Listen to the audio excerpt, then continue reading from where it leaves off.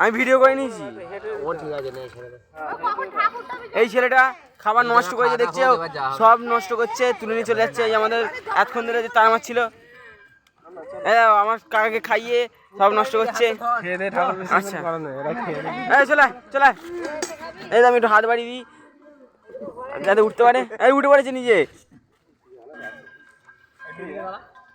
এই যে আমাদের বড় কাকা, সব থেকে বিখ্যাত এই পুজোর কর্তা ধর্তা। এই যে সব কিছু করার ধরনের মেন খাওয়াচ্ছে, একটু খেয়ে নিন ভালো করে। এই যে আমাদের গণা দাদা, নাচের হেড, সুন্দর সুন্দর গান বলে, কত সুন্দর সুন্দর গান বলেছে ওই এতে।